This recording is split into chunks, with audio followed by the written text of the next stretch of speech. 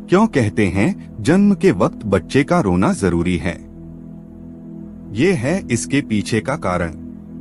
क्या आपके दिमाग में भी ऐसा सवाल आता है कि नवजात शिशु पैदा होते ही आखिर रोता क्यों है, शिशु हंसता क्यों नहीं है?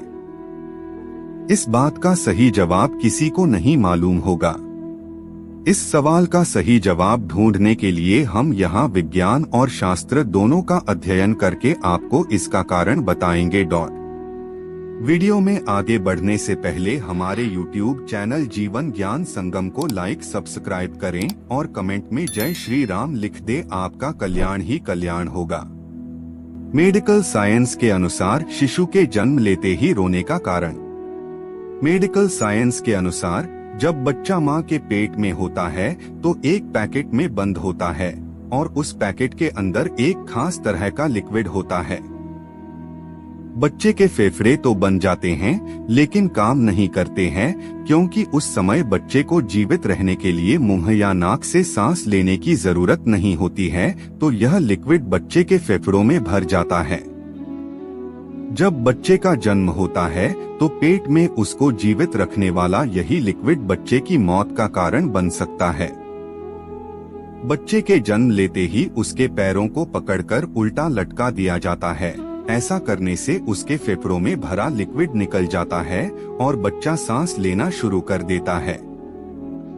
जैसे ही बच्चे के फेफड़ों से लिक्विड बाहर निकल जाता है तो वह जल्दी जल्दी सांस को लेता है और फिर रोना शुरू कर देता है। ऐसा करने से बच्चे के फेफड़े काम करना शुरू कर देते हैं और जीवन में कभी बंद नहीं होते हैं। मेडिकल साइंस के अनुसार फेफड़ों को स्टार्ट करने के लिए रोना आवश्यक होता है। अब भी सवाल वही है कि अगर बच्चे हंसेंगे तब भी फेफड़े सांस लेने का काम शुरू कर सकते हैं। तो अब हमारा सवाल यह है कि पैदा होते ही बच्चा रोता ही क्यों है, हंसता क्यों नहीं है? इस सवाल का मेडिकल साइंस के पास कोई जवाब नहीं है। शास्त्रों के अनुसार शिशु के जन्म लेते ही रोने का कारण।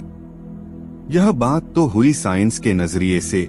इसके अलावा नवजात शिशु के पैदा होते ही रोने के पीछे एक पौराणिक कथा भी बताई जाती है। विष्णु पुराण में इस प्रश्न के जवाब का उल्लेख किया गया है। ब्रह्मा जी ने इंसान को बिल्कुल अपने जैसा ही बनाया है, इसीलिए ही इंसान को ब्रह्मा जी का अंश कहा जाता है। जब ब्रह्मा जी ने पहला इंसान बनाया था और अपनी गोद में लेकर आत्मा का स्थानांतरण किया तो वह आंख खोलने पर लगातार एक ही सवाल करने लगा कि मैं कहाँ हूँ, मैं कहाँ हूँ, मैं कहाँ हूँ। आत्मा अपने लोक में थी और अचानक उस आत्मा को एक जीवित शरीर दे दिया गया और उसकी जगह में परिवर्तन आ गया। यह प्रक्रिया आत्मा से संबंधित है, इसलिए इसको बंद नहीं किया जा सकता था। ब्रह्मा जी ने सोचा कि जन्म के समय यह उच्चारण सही नहीं है, इसलिए ब्रह्मा जी ने बच्चे के स्वरों को नियंत्रित कर दिया।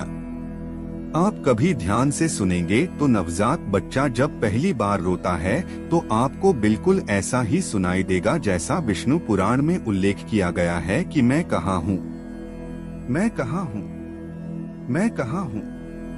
आज के लिए बस इतना ही। मिलते हैं न्यू वीडियो पर। जय हिंद।